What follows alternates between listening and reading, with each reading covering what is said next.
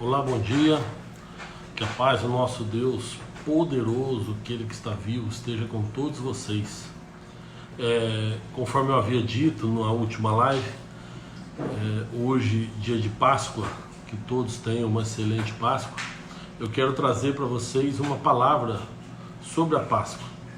E eu quero, antes de começar, eu quero ler um texto aqui na Bíblia Sagrada, que muitas pessoas comemoram a Páscoa de forma equivocada, né? As pessoas costumam a festejar a Páscoa sem entender muito o sentido. Aliás, muitas festas que acontecem, né, as pessoas não sabem realmente o sentido, né, e acaba fazendo as comemorações de uma forma até equivocada, mesmo sem saber o que está comemorando. Isso, né, assim, muitas e muitas festas, até o Natal.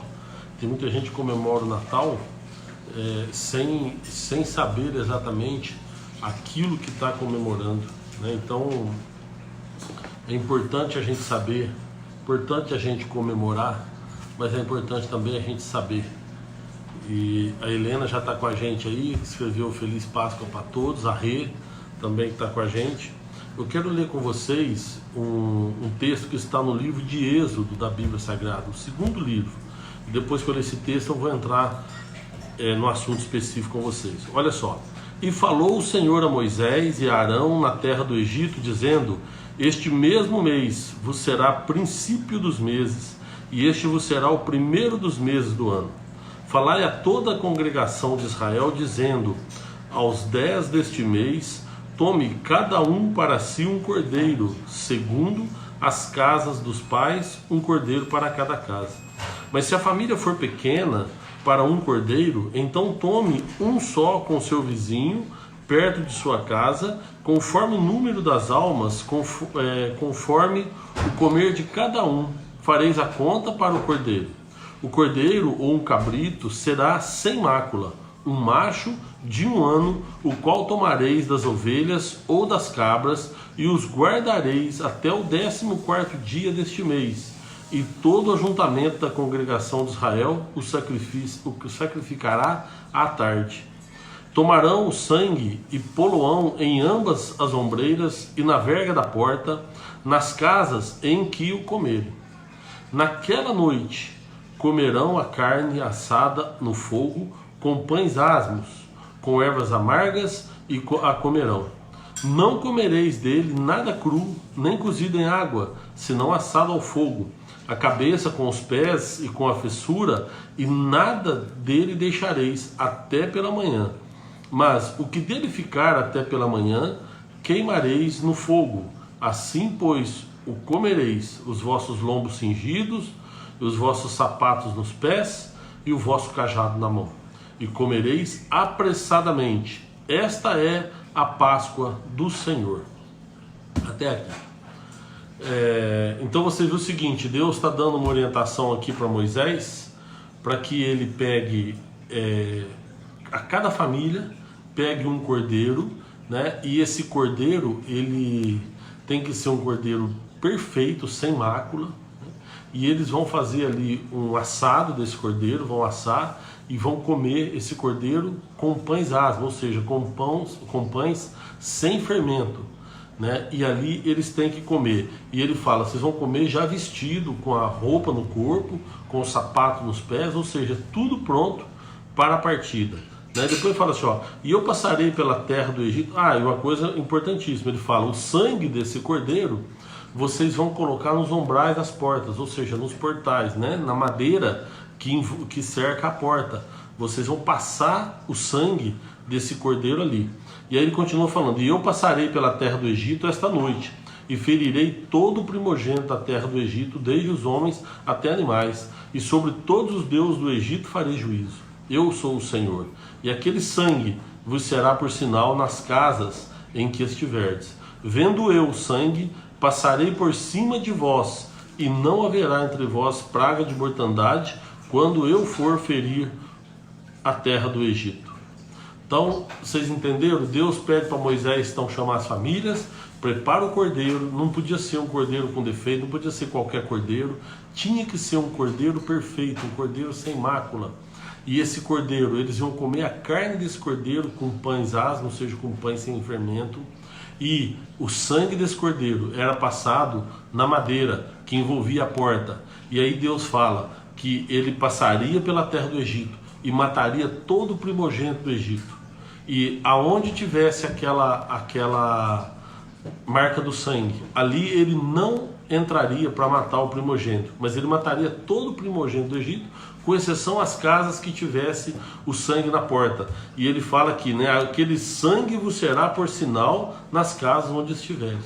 Né? Então ali ele estava separando o povo dele através do sangue do cordeiro. Então o sangue na porta, o sangue na madeira que envolvia a porta, era o sinal para que ali morava alguém que precisaria sobreviver, certo? Então ele fala, essa é a Páscoa do Senhor. O que é a Páscoa? A Páscoa vem do hebraico, Pessah, ou Pechá, não sei como pronuncia, mas provavelmente é Pessah, que significa ir além da marca, passar além da marca, pular, ir adiante, né? Quando eles queriam uma marca no chão, igual tem esse esporte olímpico de pular, né?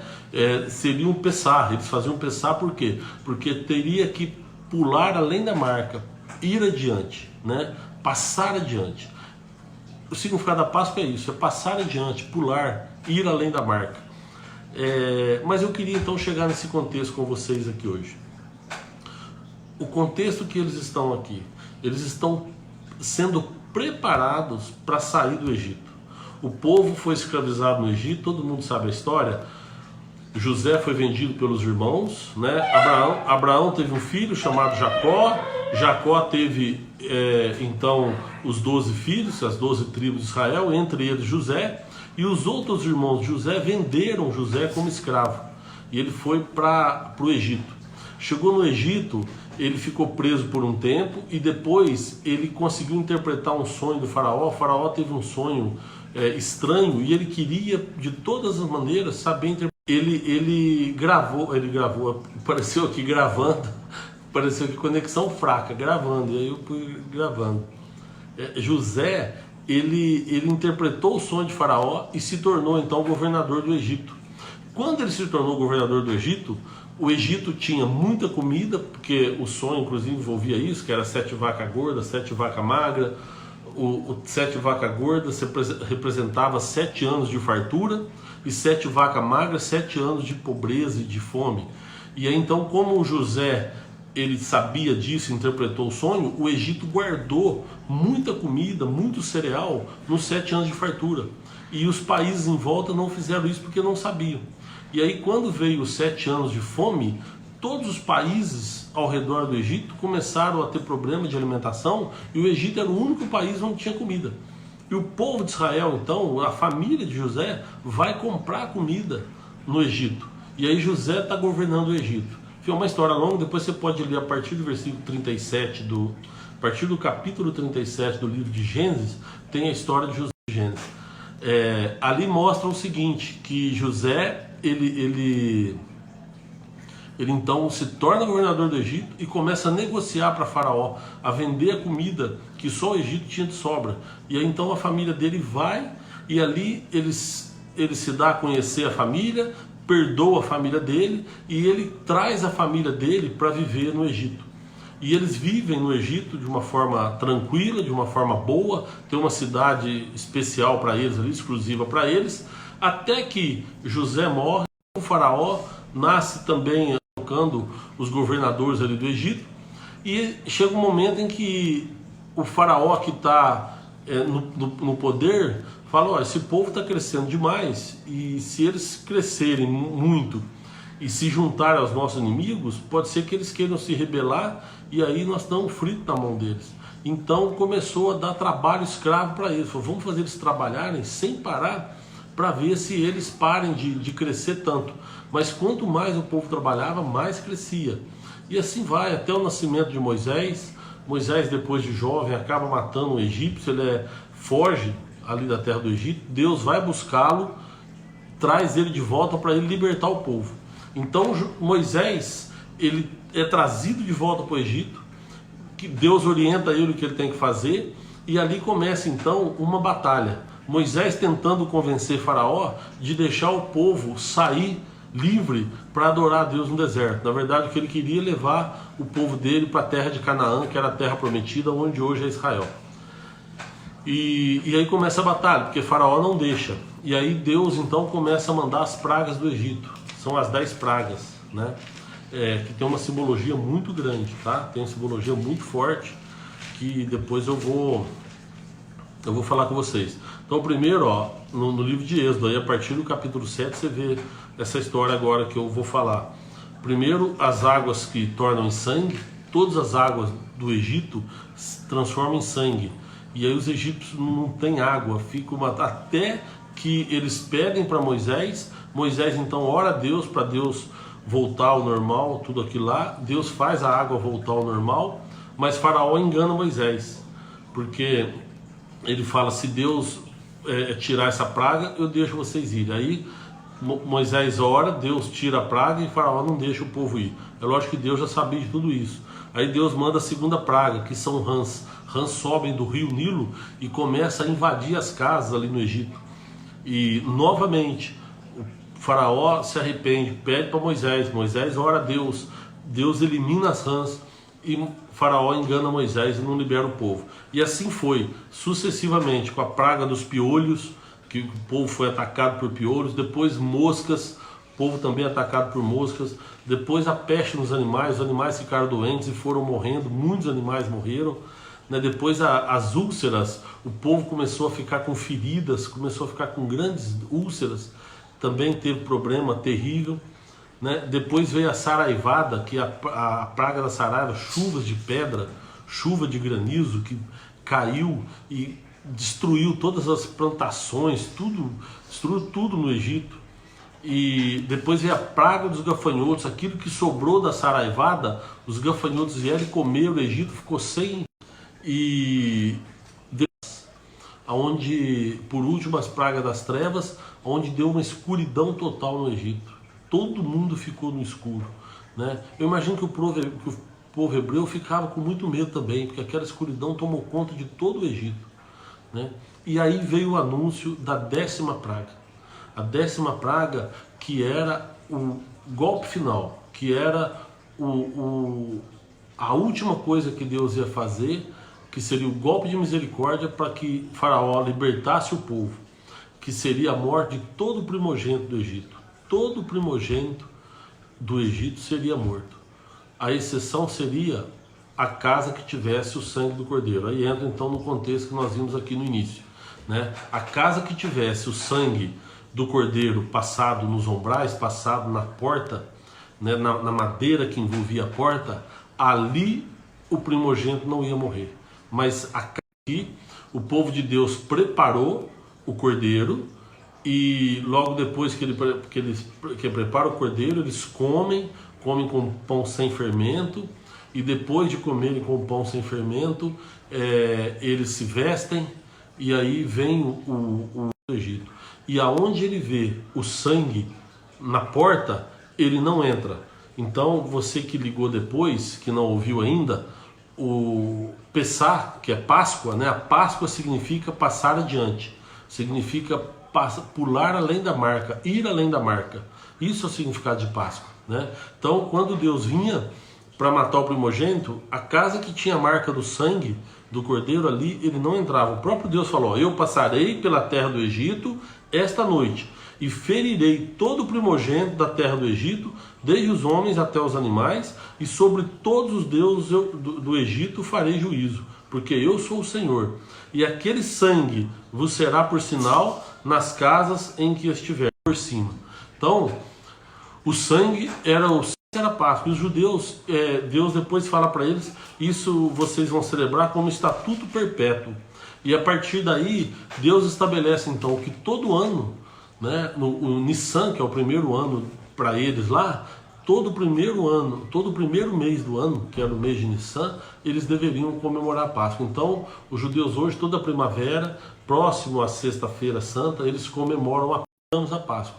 Só que nós comemoramos de uma forma diferente, né? Comemoramos com chocolate, com coelho. Vocês vejam que na Páscoa verdadeira não tem nada disso, né? O que tem é o seguinte, é a carne do cordeiro, que na verdade o principal é o sangue dele que verteu, né? Que passou pelos umbrais. E o que tem é pão sem fermento. Por que pão sem fermento? Porque na Bíblia tem uma simbologia muito forte do fermento com o pecado, né? Então Deus pede para que eles façam o pão sem o fermento e comam o pão sem fermento. Naquela noite eles deveriam se purificar. Naquela noite eles não poderiam comer nada que pudesse ter algum significado do pecado, né?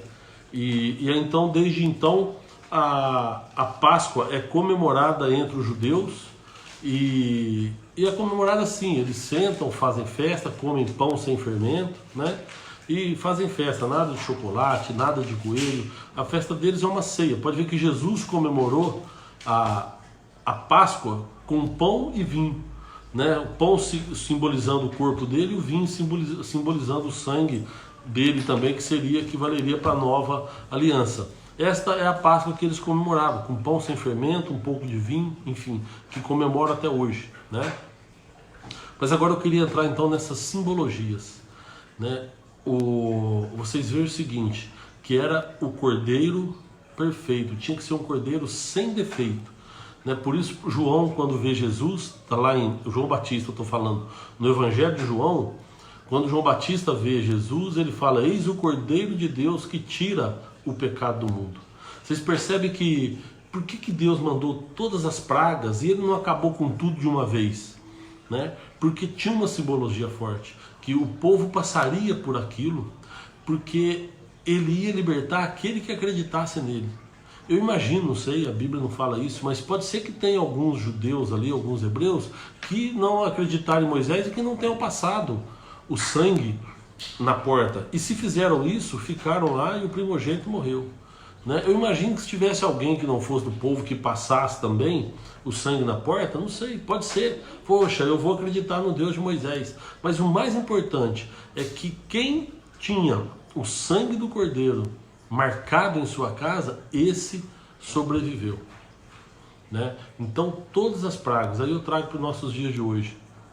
Quantos males o povo vem sofrendo, quantas coisas o povo vem passando, né? Em termos de guerras, de doenças, enfim, Satanás vem assolando a humanidade com o pecado, e a humanidade não abre mão do pecado, a humanidade não faz questão de se libertar disso. E aí a gente pode perguntar assim, mas por que Deus não chega e age também e arrebenta com tudo? Pelo mesmo motivo que ele fez aqui no Egito, né? Ele quer aquele que realmente acreditar nele. E aí então, aqueles que acreditaram em Moisés, aqueles que acreditaram que Deus realmente os livraria, mataram o cordeiro, comeram a carne do cordeiro e passaram o sangue na porta. E esses foram libertos. Eles saíram da escravidão do Egito e seguiram rumo à promessa de Deus, que era a terra de Canaã, onde hoje é Israel, e tomaram posse da terra. Hoje, eu quero dizer para você isso, que todos os males que têm assolado a nação brasileira ou a nação mundial, todos os males que têm entrado em nossas vidas, tudo isso a gente pode se livrar deles através do sangue de Jesus. O sangue de Jesus é, na verdade, a gota d'água, é o final de tudo isso. Quando você aceita Jesus como seu Salvador, então você abre mão de tudo que está no mundo e aí passa a ter uma nova vida. E aí você é liberto do pecado. E aí você segue rumo à promessa de Deus, que é a Nova Jerusalém, que é a vida eterna. Mas para isso nós precisamos tomar uma decisão, que é o sangue de Jesus. E olha para você ver, o que salvou o povo? Foi o sangue que passou na madeira em volta da porta. O próprio Cristo diz que Ele é a porta das ovelhas, né? Ele é a porta por onde entra, por onde a gente entra, e a gente vai encontrar a salvação. E o sangue que verteu na madeira em volta da porta é que salvou o povo. E é justamente esse sangue que envolve essa madeira que está em volta da porta, Jesus Cristo, Esse é o sangue que vai nos libertar. Olha o que Paulo escreveu aos Coríntios, quando ele escreve, na primeira carta que ele escreve aos Coríntios, ele está falando da impureza da igreja, né, da impureza do povo. No capítulo 5 e no versículo 7, ele fala assim, olha, primeiro no versículo 6, ele fala assim, ó, não é boa a vossa jactância, não sabeis que um pouco de fermento faz levedar toda a massa? Limpai-vos, pois, do fermento velho, para que sejais uma nova massa, assim como estáis sem fermento, porque Cristo, nossa Páscoa, foi sacrificado por nós. Cristo, a nossa Páscoa. Então a nossa Páscoa é Jesus Cristo. O sangue dele, ele é o Cordeiro que foi sacrificado. Lá atrás, no Velho Testamento, onde nós lemos aqui o que aconteceu, o Cordeiro perfeito foi sacrificado para que o sangue dele pudesse libertar o povo. E Jesus é o nosso Cordeiro que foi o sacrifício vivo para o perdão dos nossos pecados. Ele foi o sacrifício para que o sangue dele pudesse nos libertar. Então, quando você aceita Jesus, quando você reconhece o poder de Jesus sobre a tua vida e aceita Jesus como teu Salvador, o que acontece é isso, é como se você estivesse passando sangue nos umbrais da sua porta. E a partir desse momento, o pecado não vai mais entrar na tua vida e a morte não vai passar na tua casa. Aí você pode pensar, mas então quer dizer que ninguém vai morrer? Não, não é isso. Eu estou falando de uma vida eterna. Eu estou falando da morte porque quando o homem pecou, a morte entrou no mundo e passou a interromper a vida do homem. O homem que foi criado para viver eternamente, ele deixou que a morte entrasse no mundo. Eu estou falando de uma morte espiritual. E aí o que acontece? A gente tem uma vida, uns mais, outros menos, mas chega uma hora que a gente morre. Se você tiver com o sangue do Cordeiro em tua vida, ou seja, se você aceitou Jesus como teu Salvador, quando você morrer, você é levado para uma outra dimensão, que é uma nova vida, que é a Nova Jerusalém, e ali você vai viver na eternidade com Cristo. Nós vamos ressuscitar com Cristo Jesus. Esta é a simbologia da Páscoa, né? Então, esse negócio de ser um renascimento, talvez podemos até levar para uma questão dessa, é o momento em que Jesus ressuscitou, e ali está simbolizando então o nosso renascimento também. Mas o significado da Páscoa, que é isso, que é passar por cima, é que quem tem o sangue do Cordeiro em sua vida, a morte vai ter que pular, vai ter que passar por cima, e nós vamos viver eternamente. Então o nosso corpo vai morrer, mas o nosso espírito, ele vai vivificar, ele vai continuar vivo, e vai receber um novo corpo, corpo celestial, e aí vai então para Nova Jerusalém, para a cidade santa, que é onde nós vamos morar com Deus, né? Num lugar mais lindo que o paraíso, né? Eu acredito pessoalmente, né, que quem morre vai para um paraíso. Por isso que Jesus falou para aquele homem que estava na cruz com ele, ainda hoje estarás comigo no paraíso.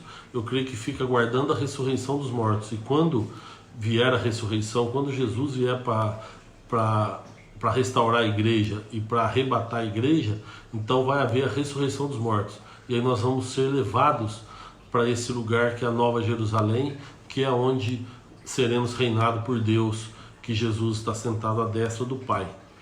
Beleza? Então espero que tenha ficado claro essa questão da Páscoa para todos vocês. Páscoa, novamente, passar adiante, ir além da marca, pular além da marca. Isso é o significado de Pessah em hebraico, que significa Páscoa, né? E qual é a grande simbologia da Páscoa?